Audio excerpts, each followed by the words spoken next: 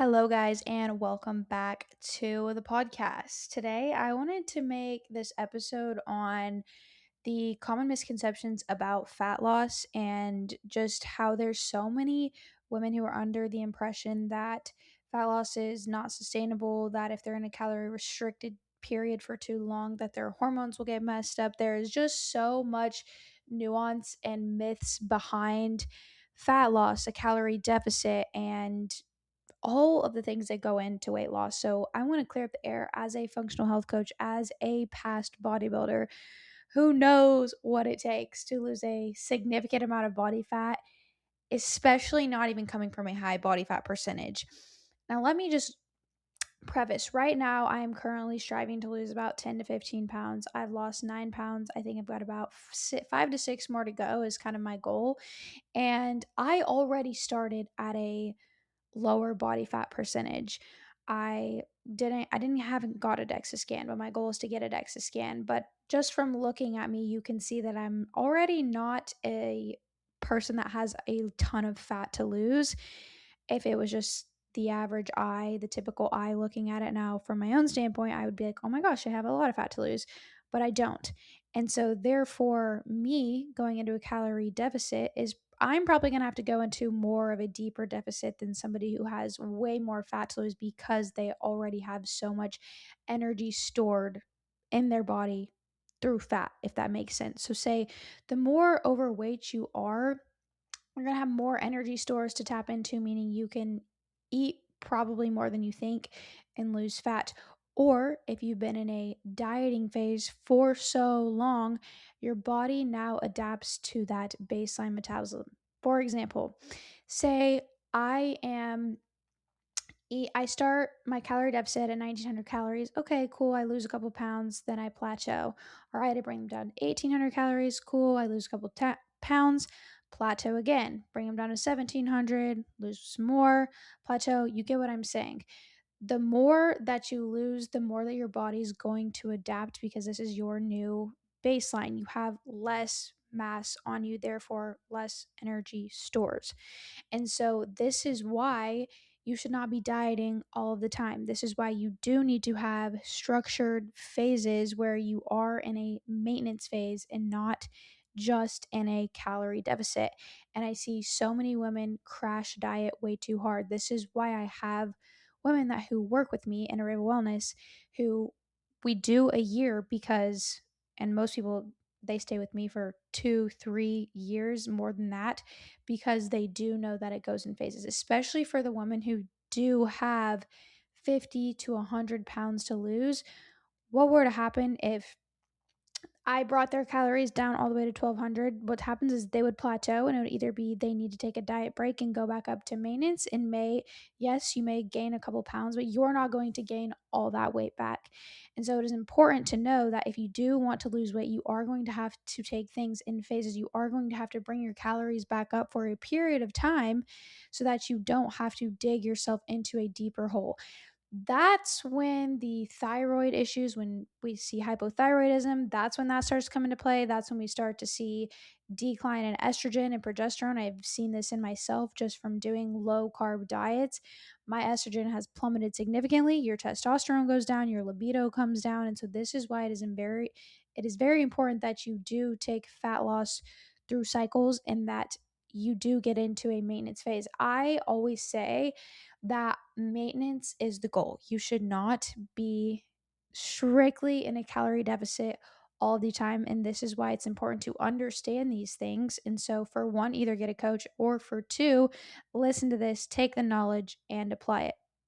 But I highly, highly recommend, if you're somebody that does want to maintain the weight loss, the fat loss that you are after, that you actually find somebody that can help you and then help you maintain it and then send you off so that you can spread your wings and fly away. But I do think some of the other misconceptions about fat loss is that, for one, like I said, if you are in a calorie deficit, that you're going to just mess up all your hormones. That is completely not true. I've been in a calorie deficit for 3.5 months now, getting going on to 4 months. I can't believe it's been February, March, April, and then now we're in May. So 3.5 months of me being in a structured deficit, I've still had my period. I've still had libido. Like my sleep has been okay. Like just because you are in a calorie deficit doesn't mean that this is going to mess your hormones up, mess your digestion up. Now, if I were to be eating like 1,000 calories a day, probably, but I have yet to go under 1,500 calories. My carbs have stayed at 150 grams, my protein at 120, and my fats right now are at 60. So I do not like to go under 50 grams of fat, especially for women, because we do need that for our hormone health. And really, recently, I've liked to keep carbs a little bit higher and protein a little bit lower. I just find that works best with me for my digestion, and I also seem to recover well from it. But keeping carbs in a moderate spot is going to help keep your thyroid healthy. I cannot explain the importance of eating carbs for your thyroid health. Way too many women are under eating carbohydrates, therefore slowing their thyroid down, therefore making them go into hypothyroid, and then making it harder for them to actually lose weight. I love carbs. Carbs are great, but also remembering that the source, the type of the carbs are equally as important. This is why I opt for potatoes and rice and fruit and vegetables. And what are some other carb sources that I can think of? Those are like my main ones that I utilize because they make me feel the best. I try to stay away most of the time from bagels, breads, things like that, just because they don't leave me feeling my best. Maybe you feel fine with them, that's okay, but for me personally, they kind of give me low energy, and I do know that gluten can cause some GI issues, and so I do try to avoid that most of the time. Am I like, "Oh, strict abstinence from gluten"? No. I will enjoy it occasionally and be fine and live and move on, and I'm still able to achieve my fat loss goals because of it. Same thing goes for dairy, right? Some people have intolerance to that. This is a whole nother topic, but I know I'm just getting off topic. So just bring it back into the fat loss and what we're talking about here. But going back to just making sure that you have a set time where you are in maintenance. So, for example, like I have been dieting, quote unquote, for 3.5, almost 4 months now. I think I did take a bit of a diet break where I brought my calories back up to about 1,800 for 2 weeks because I did hit a plateau. So, since I'll have been dieting for about 16 weeks, the end of May or the beginning of June, probably about a month from now will be about 4 months total. Then I will kind of reassess, okay, how much did I lose? How much more am I wanting to lose? And then from there, I can either do a little bit more, go back up, do a diet break, bring my calories back up to maintenance for a bit, and then go back into a deficit. But staying in a deficit is not the goal. And that's why it's really important to have a coach to be able to guide you through coming out of a deficit, going into maintenance, and all of these things. I really think you should get in a calorie deficit and get out. And you're like, okay, but what happens whenever I do, increase my calories, go back up to maintenance? What happens is typically your body responds really well, and your body will maintain its current weight as you bring your calories back up to a good maintenance spot. And I think a lot of people don't fully quite know where their maintenance is. And I think this just takes some trial and error of playing with, okay, bumped my calories up to 1,800. My weight stayed the same for a week. Okay, just keep it here just to see, like another week, give it another week to see if my weight did go up again. If not, okay, cool. Then maybe I can increase it up again, go up to 1,900. Weight stayed the same. Cool, great. Go up to 2,000. Oh, my weight kind of went up a little bit. And you can bring it back down to that 1,900 range. And that can be your maintenance for maintaining the weight that you're at, that you're wanting to stay at. And you're like, Kathy, but I don't want to track calories forever. I think that this is very person dependent. Whoops. I do think that obviously for the most accuracy, tracking is a great tool. I think to wean yourself off of tracking is to be really conscious when you are tracking, when you are weighing your food, of like, okay, two big heaping scoops or spatula full. I was doing this today. Two big spatula fulls of beef was like 100 grams, around 100 grams, and then like four spoonful. I think it not four, maybe like 8 spoonfuls, tablespoon, big heaping tablespoonfuls, like 100 grams of rice. So just like really starting to be conscious of these things so that you can know when you do transition out of tracking, like how much you actually need to build a meal for it to be not too much, but not enough. And then also just understanding your hunger cues as well. I think this is a really big thing for transitioning out of a where you're tracking your calories all the time.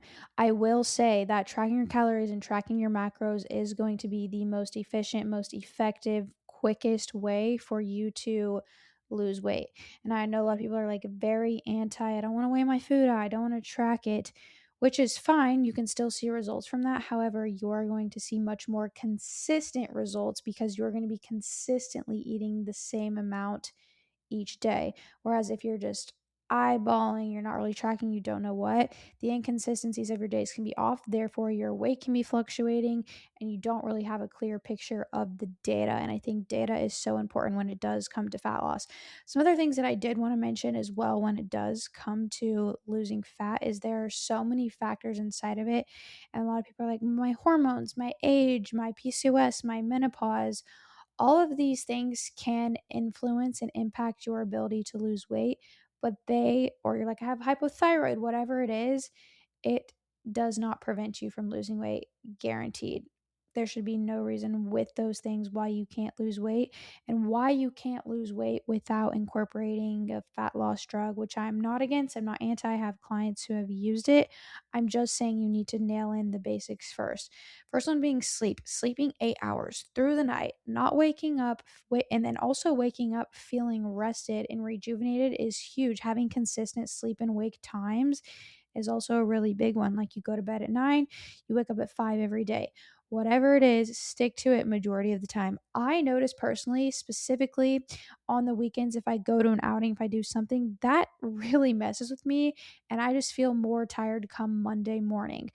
Obviously, I'm going to have fun. I'm going to enjoy my life, but just know that these things do affect fat loss, and lack of sleep definitely affects not only fat loss, but also muscle loss. And muscle loss is something that we do not want. So, if you're not consistently getting in the 8 hours, say you got 5.5 hours, you're not only losing muscle, but you're not able to actually lose fat. So fat gain increases, but also your risk of muscle loss because you're not recovering. Your body needs to go through different type, I think it's 3 to 5 maybe REM cycles. Maybe that's not the right thing. I'll have to look it up, but at least a couple different of like full deep sleep cycles in order, I think it's 3 minimum, in order for you to actually feel recovered. And this is why I don't have my Oura ring on. Oh yeah, I do. This is why wearing an Oura ring, I was charging it. That's why I said that. This is why an Oura ring is super beneficial and helpful for actually tracking your sleep and like your feelings or your readiness score, but also remember that it is super important to go off your feelings too of okay, do I feel rested? Because sometimes my ring will be like, oh, you're ready to go, and I'm like, I feel like I slept awful. And so being in tune with your body, but also having this to see like, okay, what kind of did my sleep pattern look like, what did my resting heart rate look like, my HRV, all of these things. The next thing is stress. Stress is huge. If you're constantly in a state of go, go, go, fight or flight, you never fully get into rest and digest, which, if you don't, I highly recommend 10 to 30 minutes every day of doing absolutely nothing. You're like, Hadley, I don't even have that time. If you have time to scroll on your phone for 5 minutes, that is 5 minutes where you could be focusing on yourself. And I know it sounds crazy and I know it sounds woo woo, and you're like, Hadley, that doesn't work. It works. From a girl who is very high strung, go, go, go, on my phone, texting clients, marketing, all of these things, I personally feel worlds better whenever I am take time at least 10 minutes, 20 minutes to 30 minutes is on a good day for myself. And I do like a morning meditation of just laying in stillness, in silence. I think this is a big mover for a lot of people because we are so constantly overstimulated on our phone, never truly just being. And I think this is something that a lot of us actually need, and you don't realize how much that this can actually impact your fat loss more than you think. If you're stressed on the go, plus eating in a deficit, plus lack of sleep, plus da da da da, it's like it's just a recipe for disaster. And I'm not saying the conditions need to be perfect, but I am saying that you don't need to be working 80 hours a week. You don't need to be saying yes to every single little thing on the weekend and filling your calendar with things whenever really you just need to like take a nap on the couch. And I highly recommend taking a nap on the couch because I love a good nap. Whereas before I used to be like, oh, napping, like that's such a waste of time. Like I could be doing other things. And it's like if your body allows you to fall asleep on the couch, that's a good thing. Whereas before I was not able to do that. And so just some of the little things that you can do to like really make sure that you're pouring into your cup so that fat loss can actually happen for you. So many people have stressful jobs and they're like, this is really weighing me down. Really think about, okay, maybe not feasible for everyone to change jobs, but for myself specifically, I was like, my job caused me so much like stress and turmoil. I was just like, yeah, this is definitely a no for me. And I realized it, and my body felt better when I stopped that job. It was actually insane because now I get sunshine and now I have time off and now I just have a little bit more flexibility. Don't get me wrong, I am a hustler and I will work 12-hour days, okay? But at the same time, I know when my body needs rest and I'm able to give that to her. So I think also learning to listen to your body and its cues is huge. Of like, okay, I am super exhausted. I don't really have time to go to the gym today. Like, I just feel mentally worn out from school, from kids, from whatever. It's going to be okay if I don't go today, but I know I'll adjust and go a different day. And just thinking of it from that lens of working with your body and not against it. So we've covered sleep, cover a little bit of stress. I don't know what I'm missing. Obviously, the calorie deficit, like we talked about, but obviously, training too. I think training is a big one. And just bringing enough intensity into your training. I see women overtrain sometimes. I see women that don't know how to train. I have had both of them. Most of the time, women are undertraining in the sense of not bringing solid enough intensity to their training and really getting the muscle to tear and therefore be able to grow. And so I think it's super important that you're pushing your strength training to a point of near failure. And not a lot of people know what near failure, looks like. And so pushing to strive towards that, I think will take you and your physique further than you actually will ever know. So 10 out of 10 recommend doing that, and your body's going to look better. When you have more muscle, your metabolism is firing more because it takes more energy to keep muscle going. I actually I'm reading Can't Hurt Me by David Goggins, and he mentioned that I think something he was doing for his training is like they were not able to like, they had like maybe 3 MRE bars. That's like, I don't know how much the MRE bar calories are. Maybe like 300, 400, if not even that. Only 3 of those a day. And now this is a grown man who is like training to be a Navy SEAL. That's like maximum 1,400 calories a day, and he lost so much muscle just because he was not eating enough. So this goes back to the importance of like, yes, we're going to be in a calorie deficit, but yes, fueling your body enough. Also, while you're spending time in maintenance, it is important that you are building muscle. You're not going to get the toned lean look that you're wanting from doing Pilates and doing your group workout classes. And I guarantee you're going to see far more fat loss results if you are training intentionally, resistance training, sprinkling in some cardio in there. Personally, I like zone 2 cardio, especially for fat loss. This is like the optimal, I don't want to say optimal, but this is like the optimal spot for fat loss to happen is in zone 2. So this is typically between 120 and 140 beats per minute. It goes based off of your age, and then you basically take a percentage, your age and your weight. I'm pretty sure, I'm not quite sure what that is, but I just like to say aim for 120, and 140 is a pretty good spot. So let's just say 130 beats per minute, steady state. This is considered low intensity steady state or zone 2 cardio, sprinkling that in a couple days a week. If you have your 4 to 5 strength training days, 2 to 3 cardio days, there should be no reason why you're not reaching your fat loss goals alongside the calorie deficit, sleeping, the other things that I mentioned. The last one I want to touch on is the type of foods that you are intaking, because anybody can say, I track my macros, I hit my macros, but not everybody can say that the food that's filling their macros is whole, nutrient dense.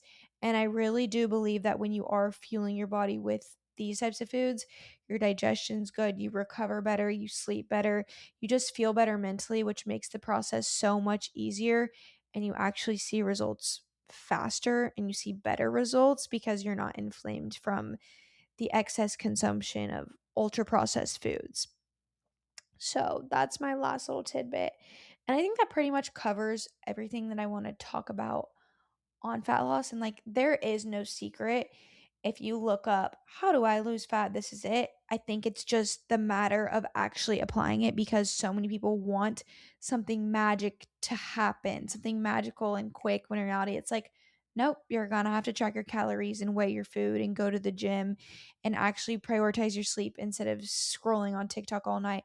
There's things that you're going to have to do, and you're just going to have to get over it and build the mental discipline to just get those shiz done. I hate to be the bearer of bad news, but it's not pretty, it's not sexy. The repeated meals, the getting up and going to the gym, the cardio, the walking and getting your steps, like, it's not sexy. It's not like, ooh, cute gym outfit, which is a cute gym outfit is great, can get you far, but it's not like a cute gym outfit and your little bundle of supplements and your little bowl, your bowl that looks so pretty and beautiful. Shout out to you if your plates of food that you're eating look beautiful, but mine is just throw everything together and this is call it good.